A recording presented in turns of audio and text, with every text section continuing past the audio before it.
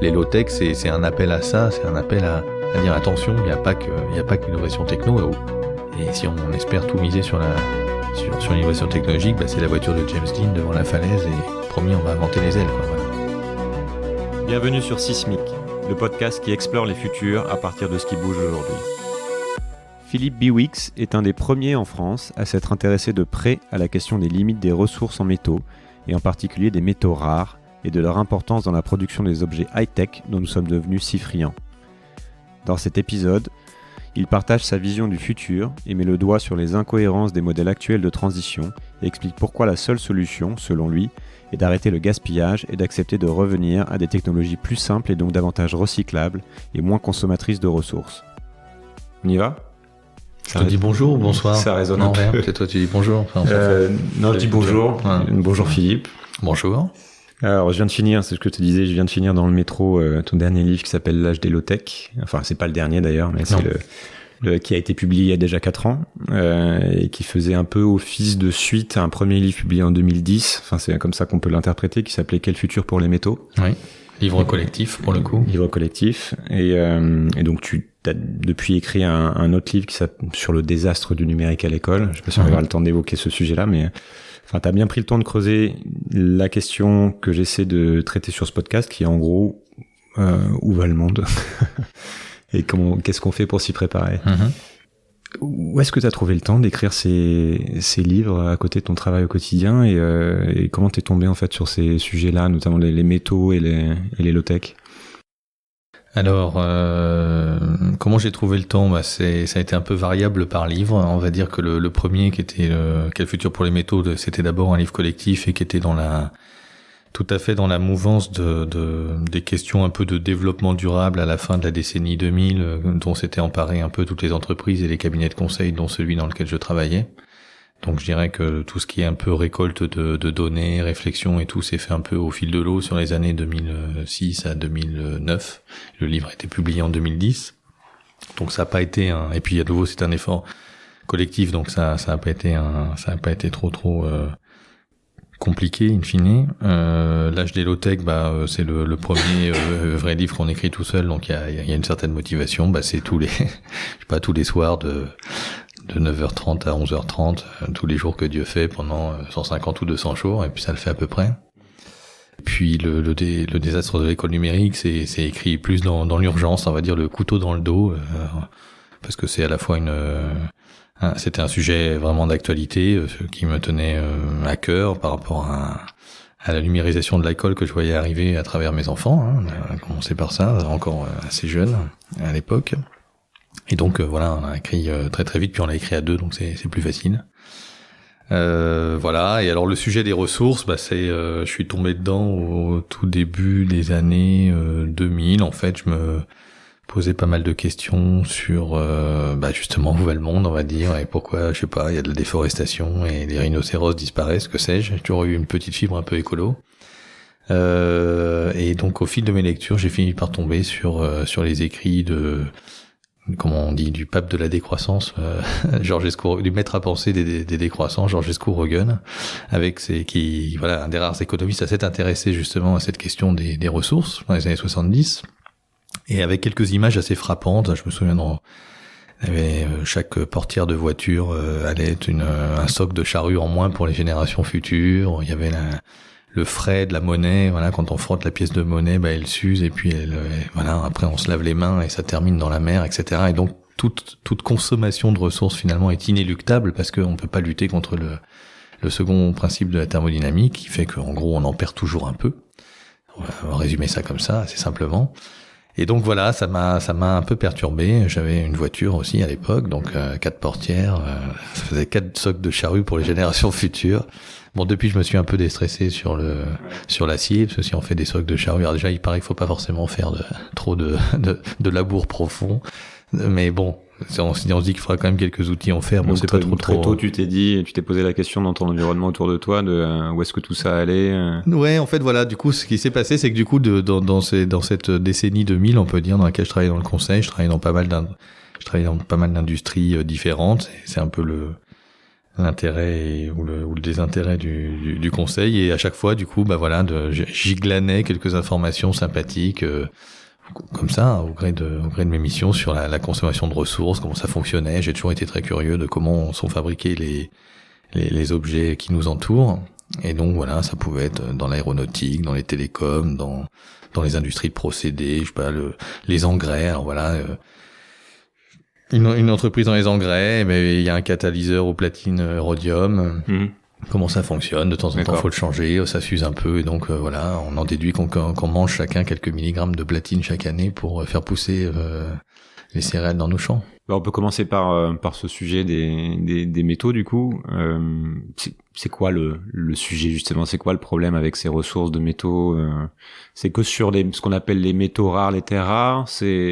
Non, alors donc déjà un petit peu de sémantique. Donc il y a les terres rares qu'on appelle aussi les lanthanides. C'est une dénomination d'une quinzaine de métaux différents qui sont pas particulièrement rares d'ailleurs d'un point de vue purement abondance géologique. Il y a ce qu'on appelle des grands métaux qui peuvent être absolument aussi rares que les terres rares.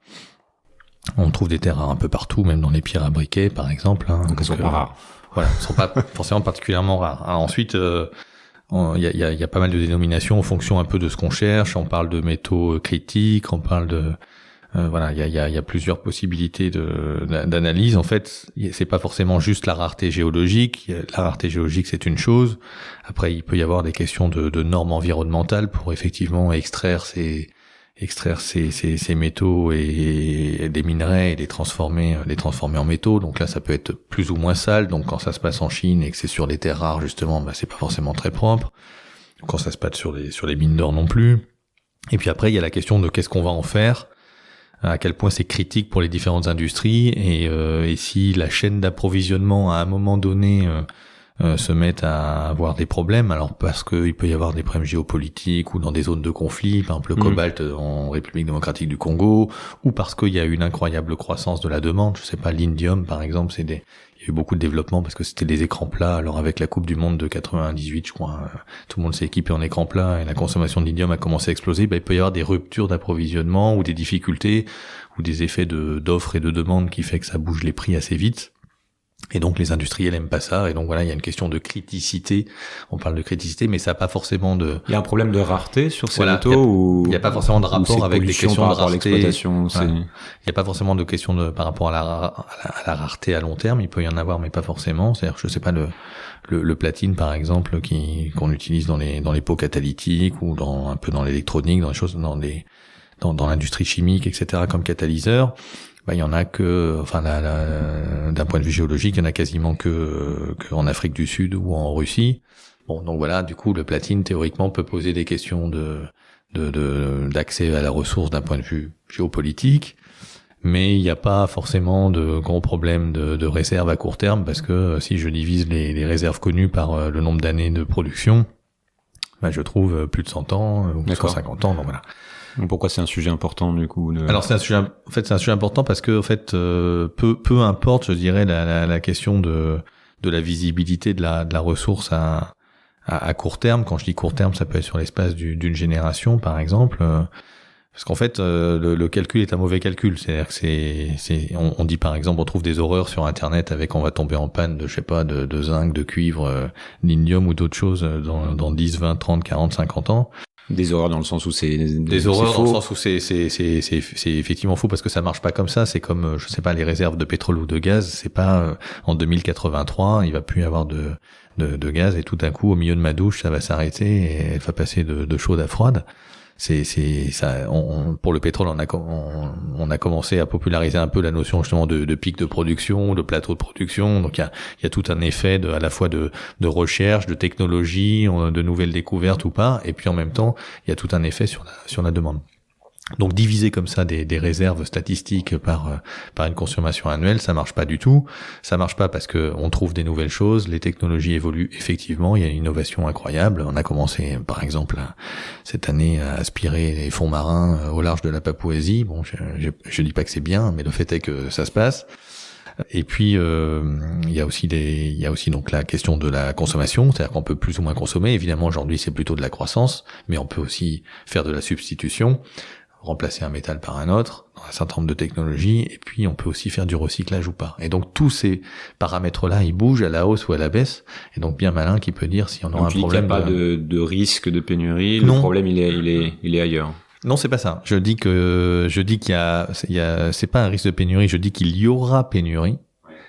Inéluctablement, il y aura pénurie à un moment ou à un autre, parce que on tape effectivement dans un stock quelque part fini, très grand peut-être, mais fini, et qui en plus malheureusement dépend de la disponibilité énergétique, parce qu'en gros mon stock est d'autant plus gros que je peux aller le chercher plus profondément ou dans des ressources qui contiennent des minerais qui contiennent moins de métal. Donc voilà, si je décide un jour, je sais pas, au 3e millénaire d'exploiter le cuivre à la consommation de l'or, à ce moment à la concentration actuelle de l'or, on aura à ce moment-là des quantités de cuivre incroyables, sauf que ça demandera l'énergie pour extraire 1 kilo de cuivre que demande 1 kilo d'or, c'est-à-dire beaucoup. Donc notamment sur les métaux, si je comprends bien, il n'y a pas le problème qui risque de se poser à terme, c'est l'énergie disponible pour les extraire. Voilà, il est plutôt, pour moi, le problème il est énergético-géologique, c'est-à-dire qu'effectivement il y a des questions éventuellement de rareté ou de mauvaise répartition sur la croûte terrestre de tel ou tel métal. Donc on peut trouver plus ou moins de choses à plus ou moins d'endroits, certes. Il y a des processus de formation au cours des dizaines de millions, des centaines de millions d'années. Sont relativement bien connus pour tous ces métaux. Donc à un moment ou à un autre on aura un problème, parce que effectivement il faudra de plus en plus, on a attaqué par définition nos ancêtres et nous aujourd'hui les ressources les plus concentrées, parce qu'on est quand même pas stupide quand on donne un coup de pioche ou un coup de pelle mécanique, c'est pour en retirer le maximum si possible. Donc on va pas aller creuser dans la terre du jardin de ma grand-mère. Mais il y a un moment ou un autre où voilà, on arrivera à forcément à une courbe d'épuisement. La question c'est quand, à quel moment.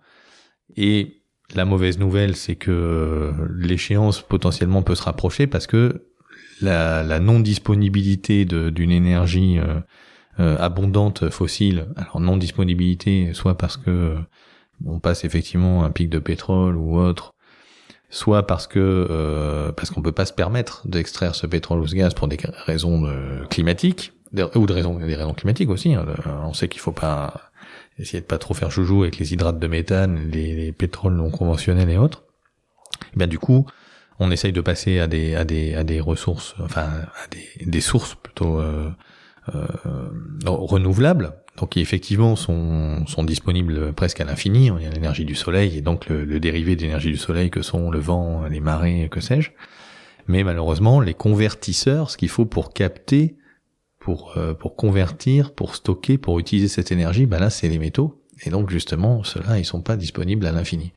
Et donc on est dans un espèce de cercle vicieux, de mon point de vue, qui est si on avait tout ce qu'on voulait comme métaux et un problème d'énergie et de climat, on passerait à la 3e révolution industrielle, on tartinerait de panneaux solaires, d'éoliennes, d'hydroliennes et autres énergies des vagues, et tout irait bien.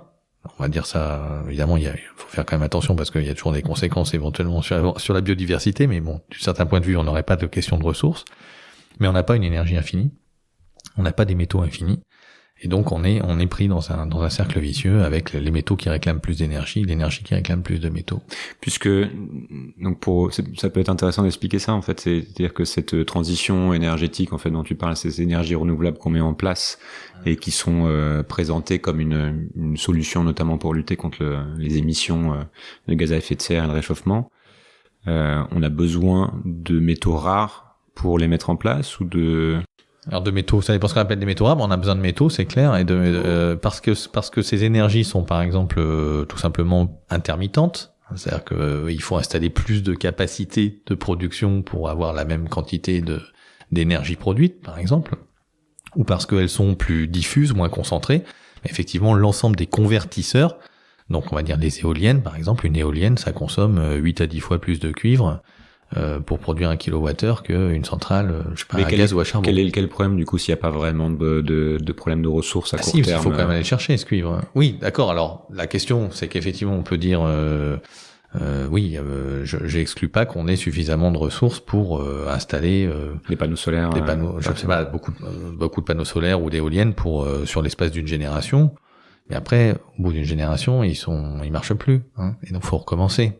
Donc on va en recycler une partie, mais tout est pas recyclable à l'infini. Il y a des choses qui sont mélangées, il y a des choses qui sont mises en sous-marin, des câbles de cuivre pour ramener les éoliennes offshore, etc. Mais ça laisse pas suffisamment de temps justement pour innover. On peut innover, mais après il faudra bien toujours avoir des convertisseurs. Donc à part le convertisseur de base renouvelable totalement qu'on appelle la feuille avec la photosynthèse en gros, qui a pas un rendement surfacique génial, compte faire toute la question des agrocarburants. Et non, à un moment il faut effectivement des métaux. Donc à terme, on aura un gros problème. La question, c'est quel est le terme. Alors, selon les hypothèses de déploiement minier ou industriel, les gens tapent plus ou moins fort sur les scénarios de déploiement des énergies renouvelables. Il y a aussi chaque technologie est plus ou moins consommatrice de certaines matières premières. Donc effectivement, il peut y avoir des éoliennes sans terres rares, mais dès qu'on rentre sur des puissances très élevées, qu'on veut éviter la boîte de vitesse, il faut mettre des aimants permanents et donc on une capacité magnétique au poids forte. Donc on tombe sur les terres rares. Il y a effectivement des panneaux solaires. Certains qui sont multicouches avec des hauts rendements et qui eux contiennent un peu des poules de perlimpinpin bizarres.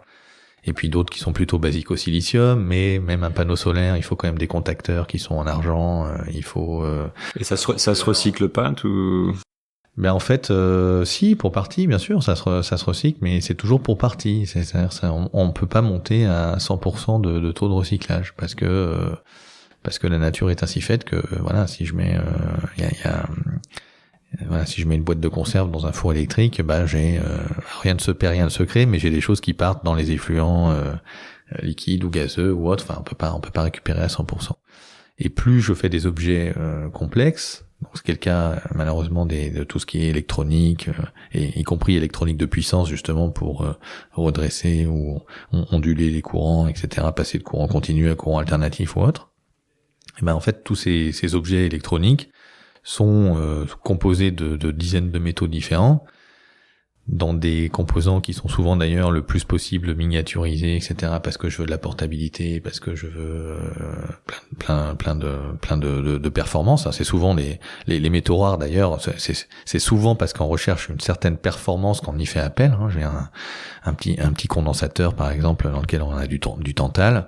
On met du tantal parce que on veut que le condensateur soit tout petit, donc c'est des petits cylindres qu'on trouve sur les cartes électroniques quand on fait tomber son téléphone par terre.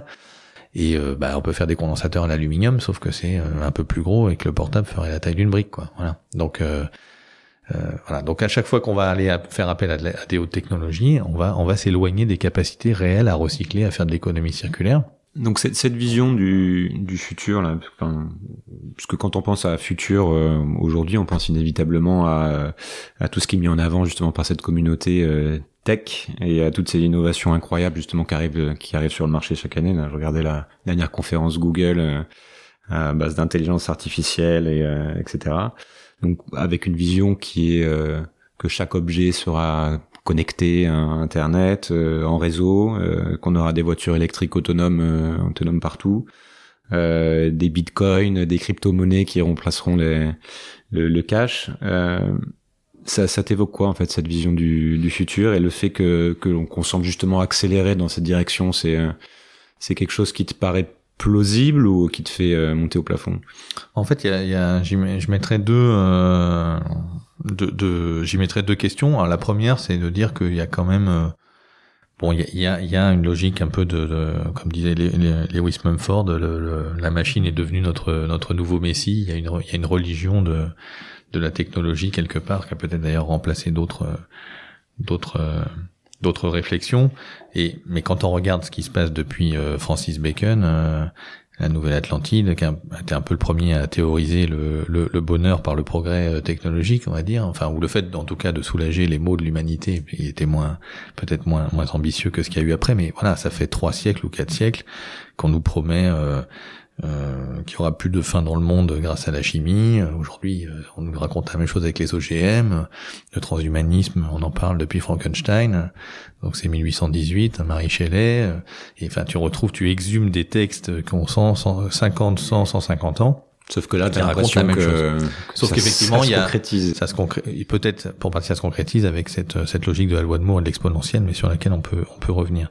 Et puis il y a une deuxième question qui est plutôt, enfin que je mettrais plus effectivement autour de la question du service numérique. Alors effectivement le Bitcoin peut être un bon exemple, où effectivement il y a cette petite musique d'un monde dématérialisé post-industriel, et malheureusement voilà, on vit pas dans un monde dématérialisé, la société n'a jamais été aussi matérielle. On vit pas dans une société post-industrielle, on vit dans une société hyper industrielle.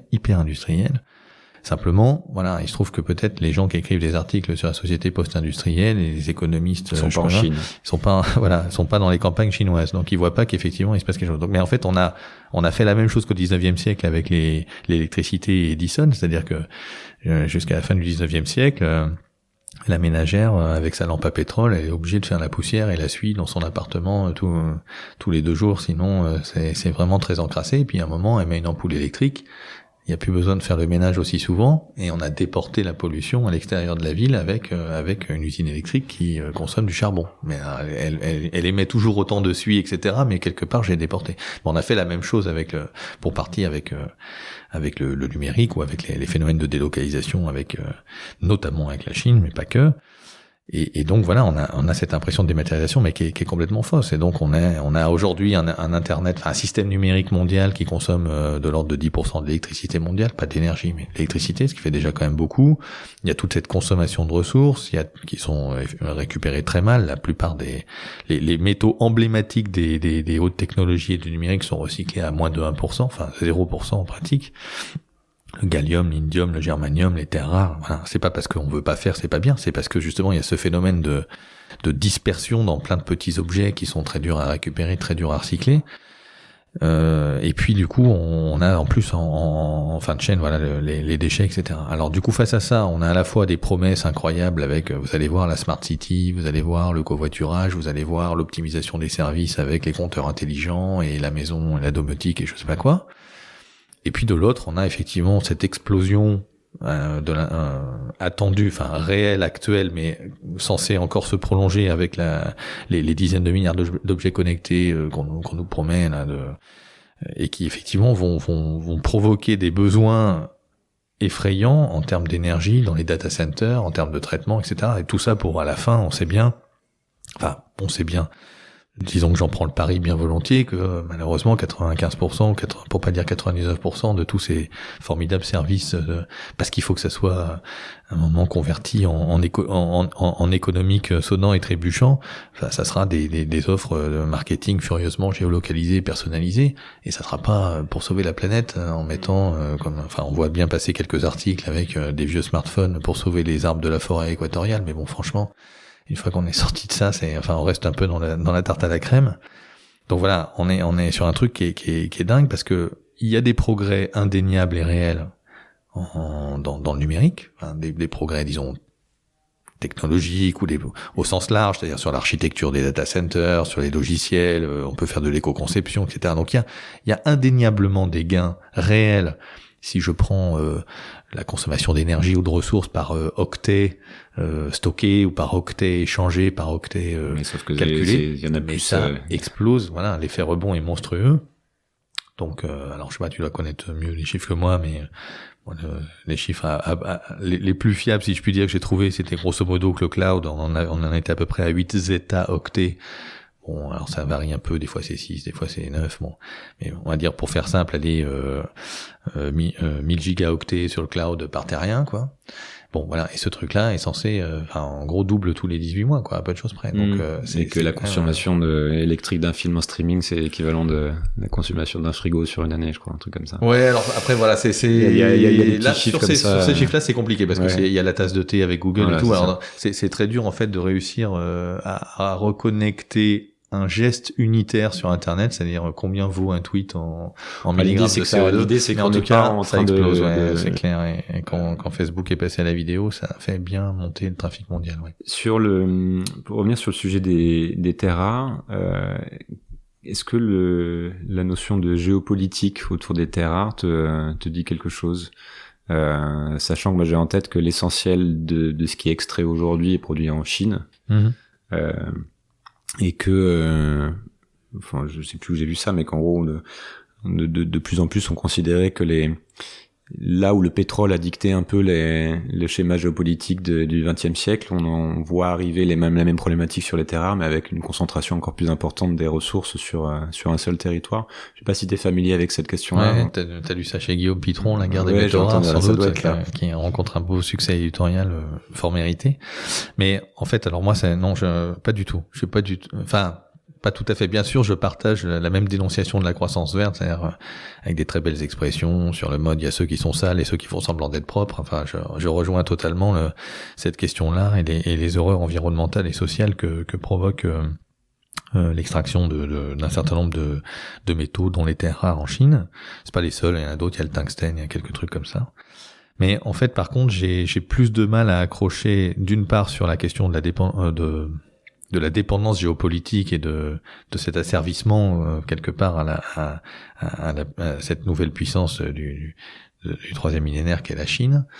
Et surtout, j'ai du mal à accrocher sur le fait que du coup, il faut faire de la relance minière parce que chez nous, les mines made in France seront bien plus propres et puis du coup, on n'aura pas cette dépendance à la Chine. Alors pourquoi ? Parce qu'en fait, notre dépendance à la Chine, elle n'est pas juste sur les terres rares. Oui, elle est sur l'industrie, sur l'industrie électronique, sur l'industrie optique, sur l'industrie chimique, sur l'industrie, enfin énormément d'industrie. Et c'est pas anodin que d'ailleurs Guillaume Pitron, dans son ouvrage, à un moment, pour montrer comment on se laisse déposséder un certain nombre de choses, prend des exemples aéronautiques, parce que l'aéronautique était un des rares endroits où on n'a pas encore complètement désindustrialisé. Donc du coup, c'est vrai que le fait de voir partir comme ça des morceaux de missiles, si je puis dire, lui fait un peu froid dans le dos. Mais pour moi, en fait, voilà, la dépense, elle est sur toute la chaîne de valeur, et le combat géopolitique qu'il y a pu avoir, qui en fait aurait été un combat économique, une guerre économique. C'est-à-dire que pourquoi est-ce que les Chinois, à un moment, ont voulu mettre des quotas ont mis des quotas, ou ils ont eu du mal un petit peu à appliquer d'ailleurs, parce qu'il y avait un petit peu de marché noir, mais sur les terres rares, c'était pas pour dire méchants aux occidentaux, cette fois nous vous tenons. C'est simplement pour monter dans la chaîne de valeur. C'est-à-dire, on dit, au lieu de vous vendre des terres rares, on va vous vendre des aimants. Puis après, ils ont dit, au lieu de vous vendre des aimants, on va vous vendre carrément des moteurs. Puis au lieu de vous vendre des moteurs, on va vous vendre des voitures électriques. Voilà, c'est en fait, c'est une planification économique bien plus efficace, sans doute, que ce que sont capables de faire les États-Unis ou les pays européens. Mais c'est juste monter dans la chaîne de valeur industrielle. Et donc, de toute manière, je sais pas, prenons les 40, alors déjà, la relance minière chez nous ne nous sauverait pas de tous nos problèmes de dépendance, parce qu'il y a quand même le platine, le cobalt, des trucs comme ça, on les trouve pas sur le territoire français, même en prenant l'outre-mer, donc on le trouve pas économiquement, en tout cas ça sera difficile. Donc on s'affranchira pas de toutes les dépendances minières et géopolitiques. Et puis si la Chine décide d'arrêter de nous envoyer des smartphones, on va tous se mettre à pleurer très fort, sans doute, sauf moi peut-être parce que j'arrive encore à en passer, mais c'est juste jusqu'à ce que Valérie Pécresse me l'installe pour payer mon métro. Pour l'instant, j'arrive encore à mettre un ticket dedans. Donc voilà, ils ont toute la chaîne de valeur. Donc le problème il est bien plus large. Enfin, je veux dire, s'ils m'envoient plus un seul écran donc je ne comprends pas en quoi le fait de maîtriser le bout de la chaîne le plus sale changerait quoi que ce soit. Et puis l'autre question, la question de la mine propre peut faire débat. Oui, peut-être on serait un peu plus propre, mais enfin une mine n'est jamais propre, soyons clairs. J'aime pas ces arguments de relance minière parce que c'est exploité par des gens qui veulent rouvrir par exemple des mines d'or. Et alors là, pour le coup, s'il y a bien un exemple stupide, c'est bien la mine d'or, puisque il y a seulement 10% de l'or extrait de la croûte terrestre chaque année qui est utilisé, enfin même pas, parce que il y a l'or recyclé, mais à peu près 10% de la consommation d'or mondiale est utilisée dans l'industrie, en l'occurrence principalement électronique. Et le reste, effectivement, ça sert à faire des lingots dans les banques centrales et autres joyeusetés de ce type-là. Donc, il y a aucun intérêt, aucune indépendance à trouver à faire tourner la cage à hamster économique en ouvrant des mines d'or. Et puis le dernier point, c'est le fait que qu'est-ce qu'on veut tous faire, y compris Guillaume, c'est on veut augmenter les taux de recyclage. On veut recycler, c'est-à-dire que ce taux de 0% ou de 1% passe à 99%. Alors certes, Georges Escorogan nous a expliqué avec ses amis du 19e siècle et la thermodynamique qu'on monterait pas à 100%, mais bon Dieu, entre 1% de taux de recyclage et 99%, on divise juste par 99 la consommation annuelle d'un métal, par exemple. Donc je veux dire, c'est loin d'être négligeable. Et en fait, qu'est-ce qui fait qu'on le fait pas ? C'est évidemment des problématiques technique, éventuellement technologique. Donc effectivement, plus je fais des objets compliqués à démanteler, etc., plus c'est difficile, mais c'est aussi et d'abord économique. C'est-à-dire que pourquoi on recycle pas? Parce que c'est moins cher de prendre un métal de première monte que tout ce qu'il faut injecter comme à la fois comme énergie, comme main d'œuvre pour enlever l'écran, enlever la batterie, prendre une pince à épiler pour avant de passer tout ça au broyeur et au four métallurgique. Et donc pour faire monter le recyclage, il faut se contraindre. Il faut à un moment être obligé de faire monter le prix. Il faut faire monter le prix des ressources, sinon on n'arrive pas. Alors artificiellement ou pas. Alors il y a plein de manières de faire monter le prix, effectivement. Bon, il y a des taxes, effectivement. Il peut y avoir des contraintes qu'on met sur la demande ou sur l'offre. Mais voilà, il faut être prêt à ça. Et je pense que dans l'exemple du smartphone, dans un smartphone, il y a moins de 2 € de matières premières. Tout métaux confondus, y compris métaux précieux, principalement de l'or d'ailleurs, pour la moitié, c'est les quelques dizaines de milligrammes d'or dans le microprocesseur et certains contacteurs, et puis le reste c'est quelques terres rares, un peu d'argent, de palladium, moins de 2 €. Alors après on se plaint des conditions environnementales effroyables à l'autre bout. Est-ce qu'on n'est pas capable de mettre plutôt 20 € que 2 €, je sais pas, dans ces matières premières? Parce que le reste étant en gros du design, du marketing, du manufacturing, etc. Dans le livre que je viens de finir, donc justement la Gélotech, tu parles de tout ça et tu parles de la finitude des choses, de la limite qu'il y a et de recyclage, justement, dans le fait qu'on, à force de produire des choses de plus en plus complexes, on a de plus en plus de mal à travailler ce recyclage et il y a de plus en plus de pertes. Donc d'un côté on épuise les ressources, de l'autre on fait des choses de plus en plus complexes qu'on a du mal à recycler.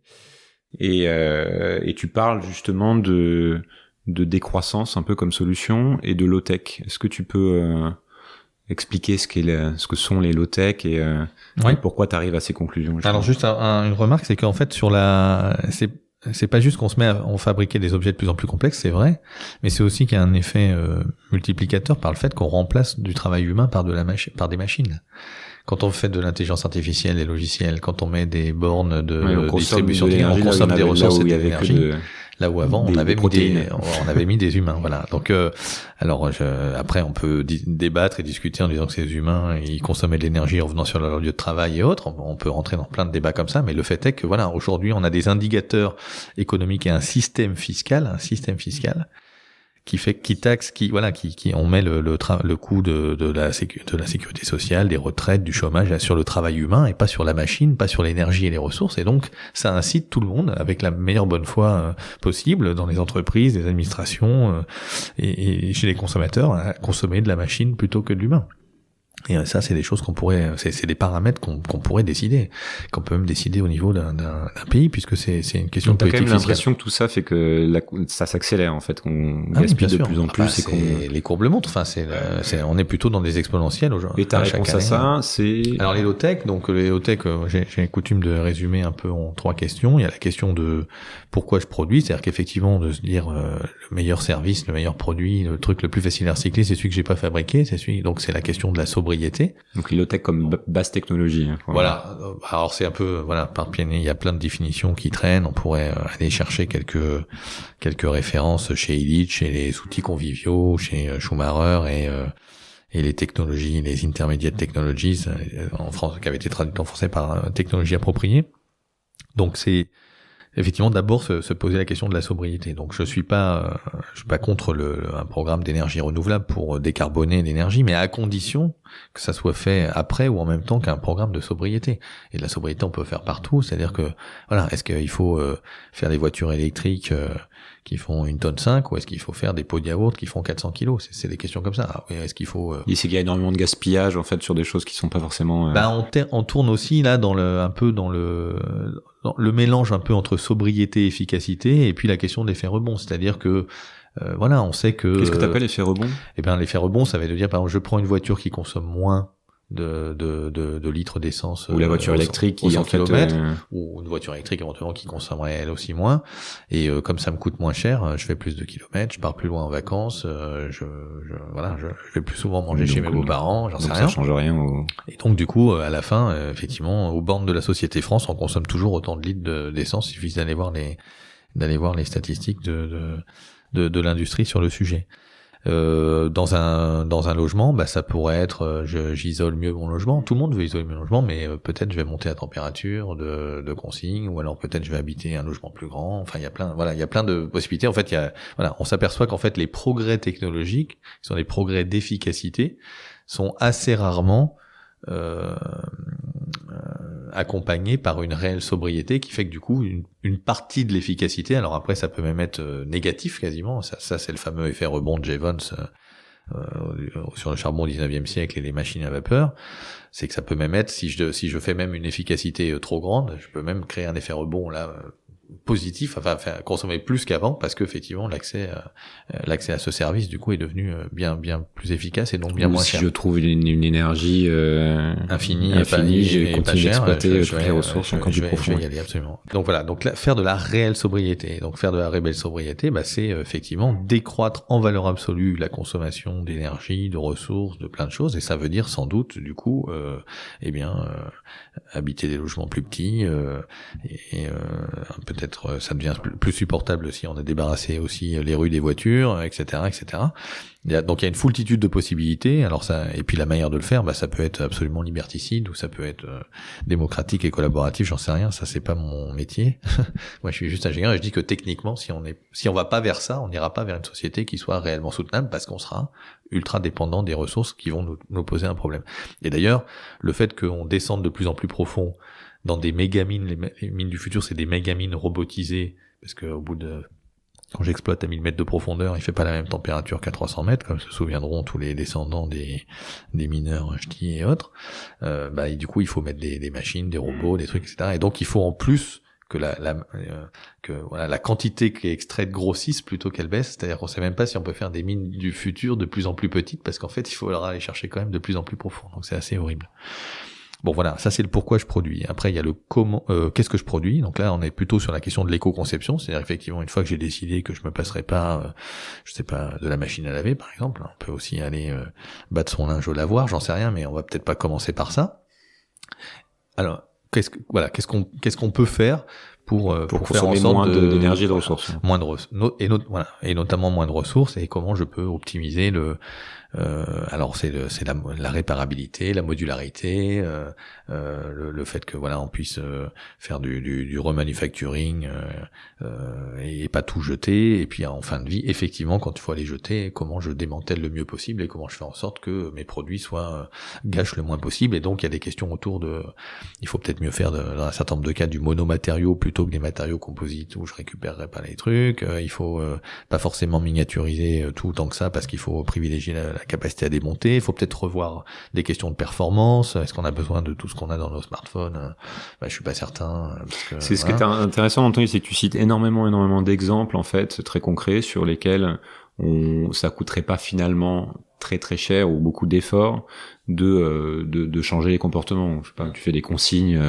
Oui, alors voilà, ça j'aime bien mon exemple de la bouteille. Effectivement, pourquoi aujourd'hui est-ce qu'on consigne plus? Parce que c'est compliqué d'assurer la logistique retour, mais c'est aussi parce que même si quand on fait des calculs pour réembouteiller, je sais pas, une bouteille de Perrier à Vergès, à côté de Nîmes, si elle a été consommée à Strasbourg, le fait de descendre la bouteille vide jusque là-bas, ça vaut pas le coup d'un point de vue environnemental. Il faut mieux casser la bouteille pas loin, et puis voilà. Alors que si on faisait par exemple des bouteilles un peu de format universel, et qu'on imagine que tout le marketing et la différenciation produit passe par l'étiquette, par exemple, et non pas par la forme de la bouteille. Alors ça paraît un peu rocambolesque comme ça, mais il me semble que dans le vin, par exemple, il n'y a pas de difficulté à faire du marketing à travers juste une étiquette et pas à travers la forme de la bouteille. Ce qui est déjà fait pour en partie. On peut faire, là, on peut imaginer d'avoir, je sais pas, une espèce de bouteille universelle. Il y aurait une bouteille d'1 litre, une bouteille de 50 centilitres, une bouteille de 20 centilitres, je sais pas. Et puis, il y aurait du vin dedans, elle serait consommée, elle serait réembouteillée en bière ou en lait ou en huile, enfin, au plus proche. Et on peut tout à fait imaginer comme ça des choses assez rigolotes. Bon, je sais pas, c'est plutôt des idées que j'ai lancées comme ça pour donner envie à des gens de creuser. Mais effectivement, il y a il y a toute une question autour de l'innovation, c'est-à-dire qu'en fait aujourd'hui on en revient à la question des utopies technologiques tout à l'heure, c'est-à-dire qu'on mise tout sur l'innovation, plutôt l'innovation techno aujourd'hui. Donc on va trouver la super batterie qui fait ci et ça, on va trouver et en fait non, il y a une foultitude d'autres types d'innovations qui sont des innovations sociales, sociétales, organisationnelles, sur la manière de faire les choses. Donc voilà, la consigne c'est un exemple de ça, c'est presque une innovation systémique et qui a rien à voir avec de l'innovation technologique et qui pourtant pourrait être très intéressante. Et donc voilà, les low-tech c'est un appel à ça, c'est un appel à dire attention, il y a pas que l'innovation techno, et si on espère tout miser sur l'innovation technologique, c'est la voiture de James Dean devant la falaise et promis on va inventer les ailes, quoi. Voilà. Ouais, d'accord. Si on aimerait qu'on parle un peu justement des freins au changement, pourquoi ça se fait pas encore, ou pourquoi pas assez vite. Un des freins qui est souvent cité, c'est l'emploi, en fait, de dire qu'il faut préserver l'activité économique justement pour espérer lutter contre le chômage mieux qu'on le fait aujourd'hui, et qu'en gros si on arrête la course à la croissance, qu'est-ce qui se passe justement pour nos emplois? Et on sent d'ailleurs dans les débats politiques que c'est vraiment souvent sur cette question qu'on revient, c'est-à-dire que quand on parle du nucléaire, notamment on avait entendu ça, et oui, ça serait bien de démanteler, mais qu'est-ce qu'on fait des gens qui vont rester sur le carreau et de toute la filière, etc. Qu'est-ce que tu penses est-ce que c'est un vrai argument selon toi, ou? En fait, c'est un argument avec lequel il faut faire, parce que c'est tellement ancré dans les esprits. La croissance, c'est l'emploi. Donc si c'est pas la croissance, alors c'est le chômage, hein, c'est le corollaire. Donc bon, évidemment, tout ça est complètement faux, malheureusement, parce que ça a peut-être été vrai dans les quelques courbes des économistes des 30 glorieuses, mais aujourd'hui, voilà, on voit que il y a quand même d'abord la croissance, on sait pas bien ce qu'on y compte, et puis voilà, quand le prix de l'immobilier augmente, le PIB des transactions immobilières monte, mais on n'a pas forcément créé beaucoup de richesses, donc qu'est-ce que ça veut vraiment dire? Et puis il y a le fait qu'aujourd'hui on est dans une croissance,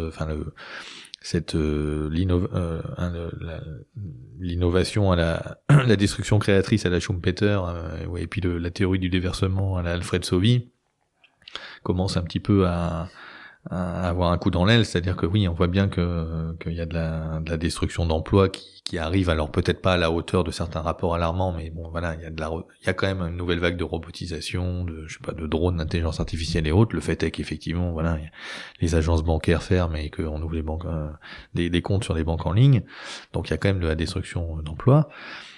Et bon, j'ai quand même du mal à croire qu'on va tous devenir data miners, concepteurs de de robots et autres. Et puis voilà, les corrélations, on va dire l'Allemagne est super robotisée et il n'y a pas beaucoup de chômage. Enfin, c'est d'un niveau tellement bas que j'ai même pas envie de contrer l'argument.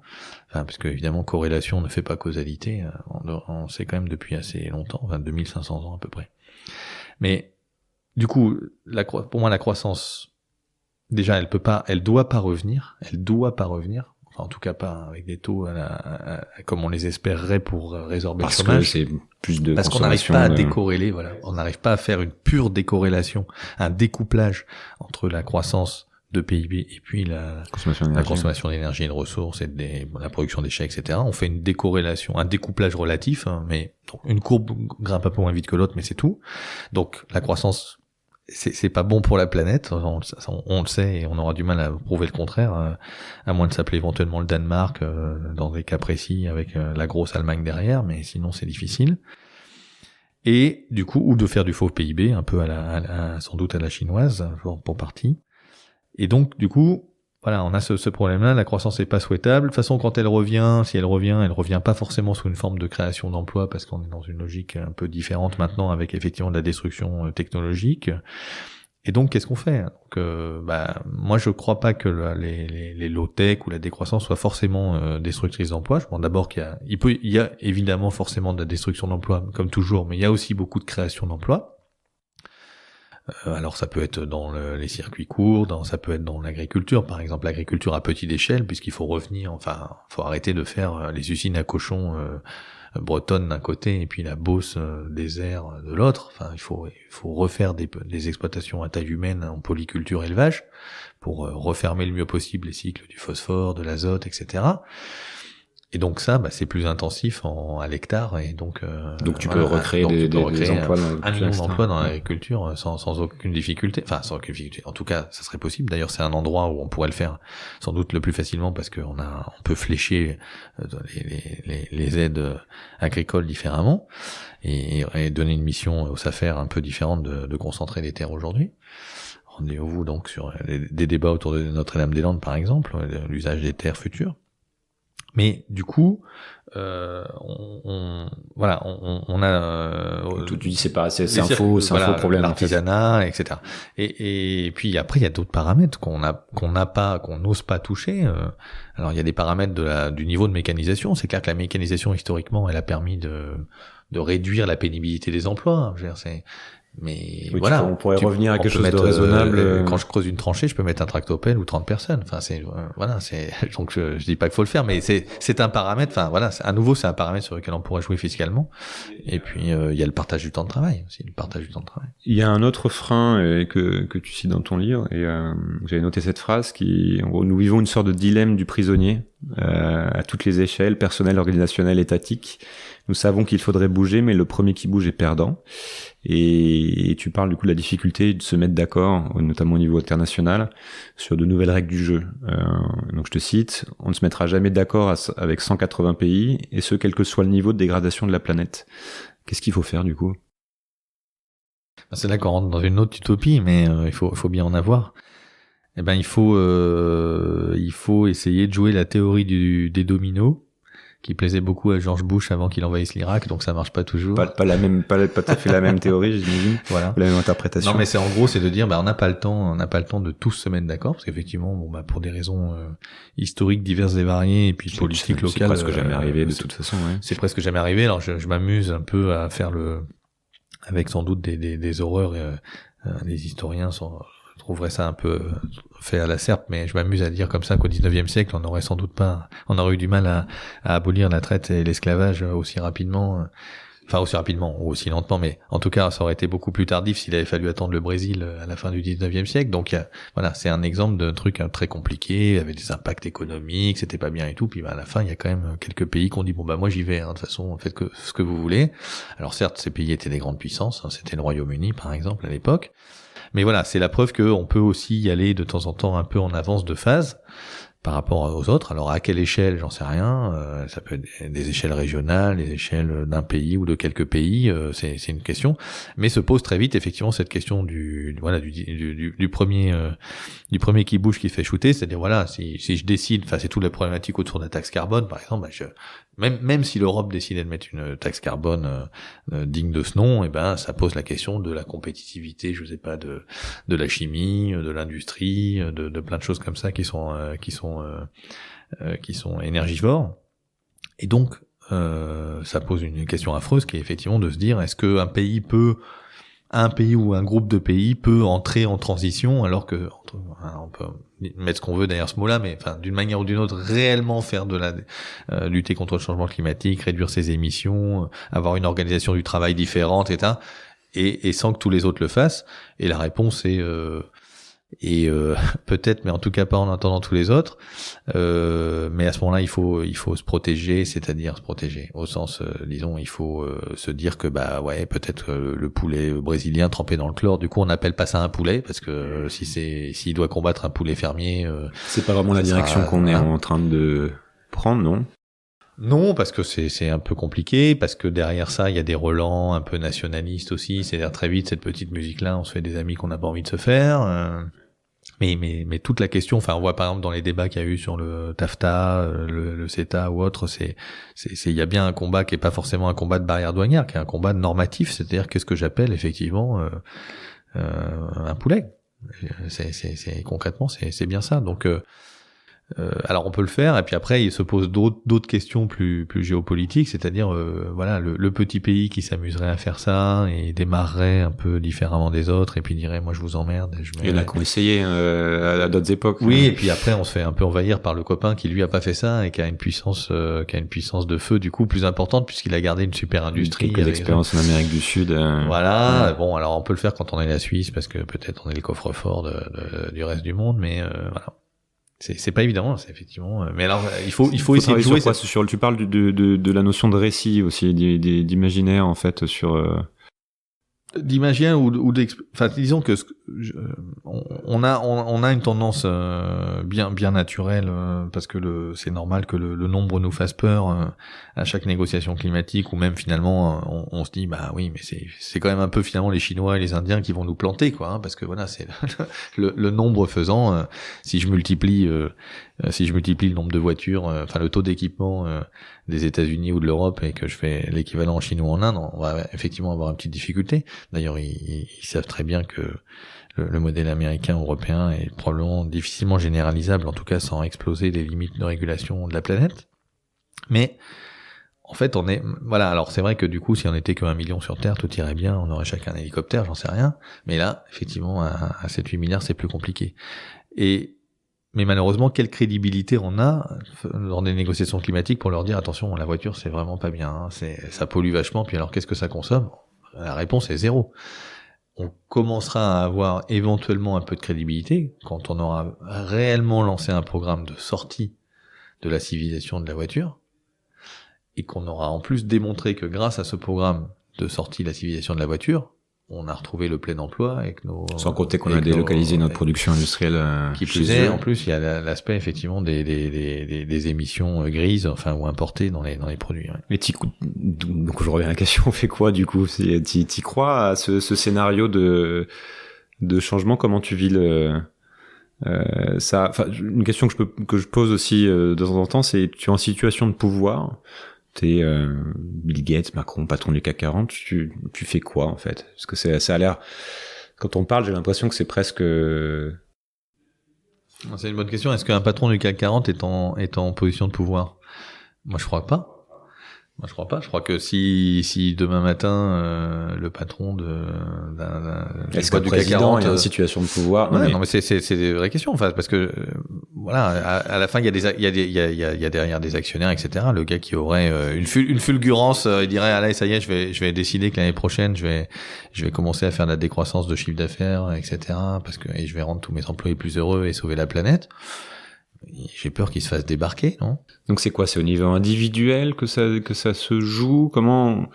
Où est-ce que tu vois l'action à faire pour construire un futur un peu plus souhaitable que celui que tu décris? Bah moi je dis pas qu'il y a pas qu'un patron du CAC 40 ou j'en sais rien, ou un président de République ne porte pas un certain nombre de responsabilités sur un certain nombre de choses et qu'il n'y a pas des choses à faire, hein, entendons-nous bien, mais je crois qu'en fait, pour réussir à faire quelque chose, il faudrait une magie en mélangeant 4 niveaux d'action. Alors, le premier niveau d'action, c'est le niveau personnel ou familial. Donc, c'est en gros, j'ai une révélation, j'ai envie d'agir. Alors, ça peut prendre de différentes formes. C'est pas forcément facile en fonction du niveau d'ambition par rapport à la famille, les amis, etc. Je sais pas. Alors, ça peut être, je sais pas, il y a des gens qui se lancent dans le zéro déchet, qui font du compostage, qui font leur part. Voilà, il y a des gens qui décident d'enfourcher un vélo plutôt que la voiture, même si les assistances électriques je supporte parce que si ça a vraiment remplacé une voiture, c'est quand même pas mal. Voilà, il y a plein de choses à faire au niveau personnel, manger moins de viande, voilà, il y a quand même des petits gestes, mais qui ont un réel effet. Enfin, je veux dire, sans s'amuser forcément à descendre son bilan carbone sur Excel, enfin, je veux dire, en se mettant sans même passer vegan et juste à se dire, je mange de la viande 3 fois par semaine, au lieu d'en prendre à chaque repas, midi et soir. Enfin, je veux dire, c'est quand même extrêmement impactant. Et puis, si on peut se passer aussi de l'huile de palme, même du ralme, et des choses comme ça. Bon, mais ça a une limite. Et effectivement, très vite, on tombe un peu dans la contrainte du économique qui fait qu'on est quand même dans une économie poussée et pas dans une économie tirée. C'est-à-dire, c'est pas le client qui est roi. Le client, il choisit juste ce qu'on lui a mis dans le linéaire, et il a le droit de choisir entre ce qu'on lui a mis dans le linéaire mais pas autre chose. Voilà. Donc très vite, les courses deviennent un sport de combat. Et donc, voilà, il y a une limite à cette démarche, disons, personnelle, individuelle. Alors, on monte à le cran du dessus. Le cran du dessus, c'est le cran on pourrait dire territorial, associatif, Alors ça va être, je sais pas moi, des gens qui ouvrent un repair café associatif, une municipalité qui s'empare de tel ou tel truc, ça peut être des AMAP, les circuits courts, enfin, voilà, il y a plein de choses à faire là aussi, et y compris avec le soutien éventuellement des institutions, parce qu'il y a beaucoup d'argent qui est déversé sur des choses pimpantes et numériques et qui pourraient être mises et créatrices d'emplois sur de l'économie, on va dire, sociale et solidaire pour simplifier. Donc là, il y a plein de trucs à faire aussi. Et puis là aussi, il y a des limites parce qu'après, faut embaucher ou voilà, bon, il y a des contraintes. Alors après, on passe au niveau étatique, celui dont je parlais tout à l'heure. Niveau étatique qui pour moi est encore très important. C'est mon côté un peu jacobin. On se rejoint là-dessus avec Emmanuel Macron sûrement. En toute modestie. Via des réglementations notamment. Ouais, alors non, mais ça peut être sans rien. Interdire les sacs plastiques, ce genre d'initiative. Voilà, alors donc il y a l'aspect du pouvoir normatif et réglementaire, effectivement. Donc c'est je peux faire ça, je peux pas faire ça. Je passe à 80 km/h ou je passe pas à 80 km/h. Hein, voilà, il y a quand même il y a effectivement cette dimension-là. Il y a la dimension fiscale. J'en parlais tout à l'heure sur l'exemple de l'arbitrage entre l'emploi, enfin le travail humain et les machines. Enfin, aujourd'hui, on pourrait, de la même manière qu'il y a eu un transfert de la CSG, des charges sociales sur la CSG, on peut faire un transfert des charges sociales sur des contributions environnementales, pour pas les appeler taxes. Et du coup, concrètement, les gens gagneraient plus en net ou coûterait moins cher aux entreprises, mais et les plus vertueux du coup augmenteraient leur chiffre d'affaires. Mais après il y a un effet rebond et ils partiraient un week-end spa à Budapest, donc on n'est pas forcément sorti de l'auberge. Tout ça est très compliqué, je sais. Mais voilà, donc l'aspect fiscal, l'aspect soutien à l'innovation, indéniablement, je veux dire, on déverse des milliards sur le soutien à l'innovation, la French Tech, etc. On pourrait les déverser, déjà mettre 1 euro sur de l'innovation low-tech, sociale, organisationnelle, locale, territoriale. Quand on met 1 euro sur les start-upers et les high-tech, je pense que ça serait déjà un énorme coup de boost. Et puis un autre exemple, l'école numérique, sur laquelle je me suis emporté dans un autre ouvrage. Voilà, hein, on sait qu'on n'apprend pas mieux avec des tablettes. Alors pourquoi est-ce qu'il faut acheter des millions de tablettes alors qu'il y a aucune démonstration de l'intérêt pédagogique? Voilà, ça c'est la question du pouvoir d'achat, du pouvoir prescriptif de l'État. C'est-à-dire que voilà, il y a une part extrêmement importante du PIB qui est de la dépense publique, étatique ou collectivité territoriale, et ça pourrait être aussi fléché d'une autre manière, tout en respectant évidemment les questions européennes, appel d'offres, etc. Mais avec voilà des aspects dans les cahiers des charges sur le contenu en travail humain, sur la capacité à réparer, à démanteler, etc. Voilà, donc ça c'est le troisième niveau, ce niveau étatique qui est indéniablement indispensable, mais qui fonctionne aussi d'un point de vue démocratique que si les deux autres niveaux ont un peu embrayé et s'il y a une envie de faire. Et puis il y a le quatrième niveau qui est le niveau diplomatique dont on parlait tout à l'heure, c'est-à-dire de dire on fait pas juste tout ça dans notre coin, et même si les négociations et les discussions avancent pas, faut quand même avancer, il faut quand même donner envie aux autres d'y aller aussi, il faut évidemment pas renoncer. Donc au contraire, le politique reste très important, et peut-être le levier principal ou... Disons qu'en tout cas, si on fait quelque chose, j'ai du mal à croire qu'il n'y ait pas un moment quelque chose d'un peu politisé, parce que si c'est juste le marché c'est vrai qu'il y a des théories comme ça, hein, sur, vous inquiétez pas, je montre une courbe exponentielle du prix des panneaux solaires qui baisse, une courbe exponentielle du nombre de panneaux solaires installés, et puis, en projetant les deux exponentielles, il y a des mecs pas très sérieux, genre Tony Seba, assez rigolo sur Internet, vous irez voir, qui arrive à expliquer que 100% du mix énergétique mondial et électrique en 2030, rendez-vous dans pas longtemps, c'est bien, dans 12 ans, on verra ce qu'on va voir. Et bon voilà, c'est un peu ridicule, mais là il y a des gens qui effectivement disent sans rien faire, laisser faire le marché, l'innovation technologique, et la transition va se faire. Bon, j'ai quand même du mal à croire que ça se passe, parce que effectivement, dans les innovations où il y a sans doute dans un certain nombre de cas des choses très bien, y compris en innovation technologique, on a toujours du mal à séparer le bon usage du mésusage. On a toujours du mal à séparer le grain de l'ivraie. Enfin, je veux dire, c'est toujours été comme ça. On le sait depuis longtemps. À minima depuis Oppenheimer et la bombe atomique. Excusez-moi, j'ai pas fait exprès. Je savais pas qu'on pourrait l'utiliser pour faire des choses méchantes. Voilà. Et donc, on a sans doute des applications et des startups très très intéressantes et qui peut-être peuvent amener des choses sympas. Et puis en même temps, on a le bikini connecté, le distributeur de croquettes pour chat qui pèse le chat et qui a le dispositif de reconnaissance faciale, quoi. Voilà. Comment tu vois l'avenir du coup? Comme si tu te projettes dans 20 ans, 30 ans de manière réaliste par rapport à toutes ces connaissances-là et la manière dont tu vois les choses qui bloquent le système, et aussi peut-être des choses qui te donnent espoir aujourd'hui. Bon, j'ai pas envie de me lancer dans une expertise trop de prospective parce que je me dis si je suis encore vivant dans 20 ans et que je veux encore tourner sur des podcasts brillants et tout ça, il faut pas que je raconte trop de bêtises aujourd'hui. Il y a trop de gens qui se sont trompés. On peut couper la question après si tu veux. Non, il y a beaucoup de gens qui se sont trompés. Je vais y répondre, mais de manière un peu détournée. C'est-à-dire que moi, il y avait un livre qui m'avait beaucoup intéressé, qui s'appelle de Bertrand Meilleux, qui s'appelle La politique de l'oxymore. Et qui, alors qu'il avait eu son petit succès, parce que ça avait été un peu interprété comme étant, c'était dans les années de Sarkozy, ça avait été interprété un peu comme la manière de faire de Sarkozy, c'est-à-dire je dis quelque chose et puis je fais son contraire. Ou bon. Mais c'était plus profond que ça. En fait, c'était sur la question de la saturation du monde et du fait que finalement, face à la saturation du monde en termes de pollution, de problèmes, etc. Mais en fait, on a besoin plus que jamais de surinterpréter, de mettre une couche de communication au-dessus de ça, comme quoi tout est vert, quoi. Et c'est vrai qu'aujourd'hui, si je bétonne un nouveau lotissement et que je convertis pour toujours des terres agricoles en parking, bah c'est forcément un écoquartier, et les supermarchés sont forcément géniaux et verts, enfin, tout est bien, et même les aéroports sont verts et éco-conçus avec tous les labels qui vont bien. Et pourtant, voilà, on continue chaque jour à détruire les conditions de vie de demain, mais tout est vert et tout est génial et tout est durable. Donc voilà, c'était cette politique de l'oxymore, je pense qu'elle va continuer, elle va s'accentuer, c'est-à-dire que la dégradation va continuer.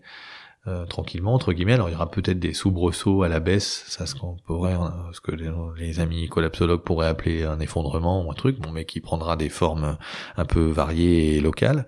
Mais voilà, ça va être de plus en plus gris, de plus en plus sale, de plus en plus laid, comme dirait d'ailleurs le pape François dans son encyclique Laudato Si de mémoire. Et puis on va continuer à raconter que tout est plus brillant, plus vert, plus sympa. Mais ça sera pas vrai, et ça sera pas complètement grave, parce qu'il y aura aussi un autre phénomène intéressant qui vient se rajouter là-dessus, qui est alors en anglais c'est shifting baseline, en français c'est décalage du point de référence, un truc qui a été théorisé par Daniel Pauly, un spécialiste des stocks de poissons, qui a montré comme ça que sur les générations de pêcheurs, en fait, ce que un pêcheur appelait un gros poisson aujourd'hui, c'était pas tout à fait ce que son grand-père appelait un gros poisson. Voilà. Donc il y a un décalage du point de référence, parce que les poissons étant de plus en plus petits, évidemment, parce qu'on les surpêche, et ben en fait, voilà, on n'a plus du tout la même référence. Et ce truc est assez marrant et génial et applicable partout, parce que voilà, on a un décalage du point de référence partout. C'est-à-dire mon fils aujourd'hui s'extasie à la vue d'un seul papillon, et je sais pas quand il sait ce qu'il a croisé une grenouille la dernière fois, et moi les papillons, j'en voyais bien. Le niveau de bonheur restera le même. Et ben j'ai peur que effectivement, face à des rêves étroits, il n'est pas très difficile de trouver le bonheur. D'ailleurs, Rousseau disait très bien que pour être heureux, il suffit d'aligner ses espoirs avec la réalité. Enfin, je sais plus exactement l'expression qu'il emploie, mais très très belle comme toujours. On va attendre, il y a un poisson, regarde. Non, mais voilà, je pense que de coup, il y a ce phénomène, voilà, un phénomène un peu possible, de choses qui deviennent de plus en plus difficiles, mais c'est pas juste d'un point de vue environnemental. Enfin, on sait que, voilà, d'ailleurs, les classes moyennes ne se trompent pas là-dessus. Enfin, toutes les études sociologiques montrent qu'il y a la terreur du déclassement, hein. Donc, mes enfants vivront moins bien que moi, ça devient plus dur de se loger, de trouver un emploi sympa, stable, etc., etc. Et puis à côté de ça, il y aura des phénomènes plutôt sympas aussi, parce qu'il y a quelques trucs qui progressent, et puis que voilà, il y a peut-être une jeunesse enthousiasmée ou enthousiasmante, parce que il y a aussi on en a énormément sous le pied. J'ai l'exemple de la viande tout à l'heure, et c'est incroyable. Enfin, je veux dire, en réduisant un peu la quantité de viande qu'on consomme, on libère des tombereaux de céréales, enfin, il y a le gaspillage, on commencera par finir son assiette, alors qu'il y a 25 ou 30% de la nourriture qui part à la poubelle aujourd'hui en Europe, enfin, donc on en a effectivement énormément sous le pied, sur les déplacements un peu de loisirs, sur le télétravail ou sur le covoiturage du quotidien, enfin, voilà, là, même si le pétrole monte, bah oui, le pétrole monte, il y a 25 ou 30% qu'on met juste pour faire les allers-retours domicile-travail, bon, on commencera à parler à son voisin de pavillon, c'est un peu chiant, on partira 10 minutes avant et on partira avec lui, puis on changera 2 fois de voiture, mais on finira par arriver au boulot. Donc il y a aussi cette espèce d'aspect, voilà, j'ai beaucoup de mal à croire qu'une tension j'en sais rien, même de 10 ou 20%, par exemple, imaginons en l'espace de quelques années sur la ressource pétrolière, par exemple. Bon, je dis prends 10 ou 20% comme ça, puis juste pour se fixer un ordinaire. Déjà, faudrait qu'effectivement ça se passe et qu'il n'y ait pas que effectivement l'offre pétrolière baisse aussi vite, ce qui est absolument pas à démontrer. On verra bien. Hein. Donc c'est tout le débat entre plateau ondulant, pic, à quelle vitesse tout ça va se faire. Est-ce qu'il y aura la falaise de Sénèque à la Hugo Bardi ou les choses plus bigarrées? Mais quand bien même l'offre se contraindrait de 10 ou 20% d'un coup, et je veux dire, c'est évident qu'on peut baisser de 10 à 20%, d'accord, donc ou 30 ou 40, 50% la consommation d'énergie, sans que les voitures de pompiers s'arrêtent, quoi. Parce qu'en gros, c'est ça le débat. Enfin, je veux dire, est-ce que les services de base s'arrêtent dès demain matin? Donc, voilà. Je pense pour moi que les ressources, toute cette problème de ressources qu'on a vue est très embêtante d'un point de vue moral et philosophique. D'abord, parce que il y a parce qu'il y a cette question que feront les générations futures dans longtemps, mais bon, on pourrait reprendre les mots de Samproun et puis dire, c'est finalement, on s'en fout de savoir quelle planète on laisse à nos enfants. Il faudrait d'abord savoir quels enfants on laisse à la planète. Bon, c'est ce qui est pas inintéressant comme réflexion. Mais et puis bon, donc c'est philosophique et moral à long terme. À court terme, c'est quand même un problème de destruction, environnementale accélérée. Enfin, je veux dire, voilà, quand même les stocks de poissons, d'oiseaux, de batraciens, de tout s'effondrent. Enfin, donc le plastique dans les océans, etc. C'est quand même c'est pas très sympa tout ça. Voilà, mais est-ce que c'est une cause d'effondrement sur le mode tout va s'arrêter demain matin? J'ai du mal à croire. Par contre, il y a plein d'autres paramètres pour lesquels ça peut tout à fait se passer, parce qu'on peut imaginer des virus informatiques immaîtrisables, des problèmes bancaires ou autres. Enfin, il y a tout ce qu'il faut en termes de joker, je dirais, pour des points de rupture aussi pour faire exactement. Dernière question, est-ce que tu as un livre, on en a cité plusieurs, mais un livre récemment qui t'a particulièrement touché ou inspiré? Pas forcément sur ces sujets-là. Oui, ça dépend ce qu'on appelle récemment. Alors, j'aurais envie de proposer un roman, comme ça va nous changer des essais un peu difficiles et je sais pas quoi. Karel Čapek, La guerre des salamandres. Voilà, ça a été écrit dans les années 30 et ça a pas pris une ride. Très bien, je le mets dans ma bibliothèque. Ouais, absolument. Merci beaucoup, Philippe. Merci, Julien. Merci beaucoup d'avoir pris le temps d'écouter cet épisode. N'hésitez pas à découvrir les autres épisodes déjà publiés dans lesquels j'explore d'autres points de vue, d'autres clés de lecture sur les forces à l'œuvre qui feront le monde de demain. Vous pouvez vous abonner à ce podcast sur votre appli préférée pour être sûr de ne rien rater, et je vous invite aussi à laisser un commentaire ou un avis, 5 étoiles si possible, sur Apple Podcasts ou iTunes pour m'aider à rendre ce podcast visible. Vous pouvez retrouver cet épisode sur sismic.fr avec toutes les références citées, ainsi que d'autres liens pour continuer à creuser les sujets évoqués. C'est Sismic, c'est demain et ça bouge. À bientôt.